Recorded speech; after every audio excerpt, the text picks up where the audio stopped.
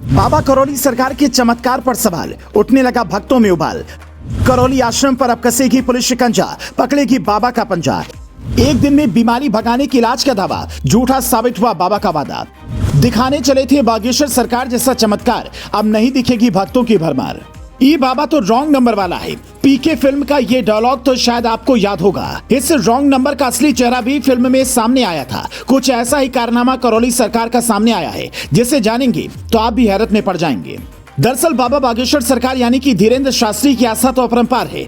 जिनके भक्त हजारों क्या लाखों में हैं, उनके ही पद चिन्हों पर पिछले काफी समय से चल रहे एक और बाबा सुर्खियों में आ गए हैं, जो पहले अपराधी थे और बाबा बन गए। जिनके फैन फिल्मी सितारे भी हैं। फैन फॉलोइंग में गोविंदा का नाम आता है, लेकिन किसी को यह नहीं पता था कि यह बाबा असल में क्या है। मीडिया रिपोर्ट्स के मुताबिक एक दिन में बड़ी से बड़ी बीमारी के इलाज का दावा करने वाले कानपुर की करौली सरकार आश्रम के बाबा संतोष सिंह भदौरिया पर एफआईआर दर्ज कराई गई है। नोएडा के डॉक्टर सिद्धार्थ ने आरोप लगाया है कि आश्रम में बाबा संतोष सिंह और उनके साथियों ने मारपीट की। उन्होंने बाबा के चमत्कार पर सवाल उठाए तो समर्थकों ने पिटाई कर दी और आश्रम से भगा दिया। घटना 22 फरवरी के है, लेकिन रिपोर्ट अब दर्ज हो पाई है। हालांकि बाबा ने सभी आरोपों को खारिज करते हुए इसे निराधार बताया और कहा कि ये सनातन धर्म को बदनाम करने की कोशिश की जा रही है।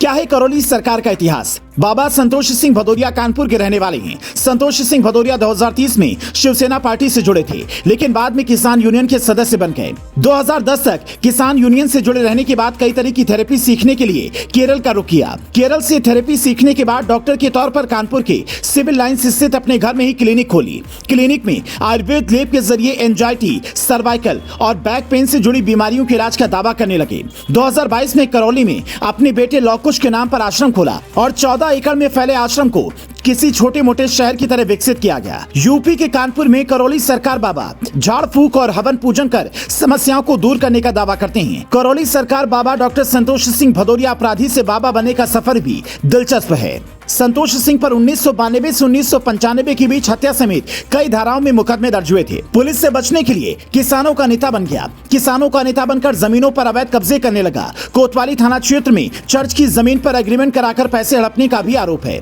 बिधनों में भूदान पट्टा सरकारी दस्तावेजों में हेराफेरी कर आश्रम बना लिया। इसके बाद यूट्यूब पर तंत्र मंत्र के जरिए समस्याओं को हल करने की वीडियो अपने चैनल पर डालने लगा। हम मामला जान लेते हैं, आखिर कैसे ये बाबा इतनी सुर्खियों में छा गया। दरअसल बाबा नोएडा से जुड़ा हुआ है, जहां के एक डॉक्टर सिद्धार्थ का कहना है कि सोशल मीडिया पर करौली गांव के बारे में काफी देखने और सुनने के बाद मैं पिता, मां और पत्नी के साथ 22 फरवरी को आश्रम पहुंचा।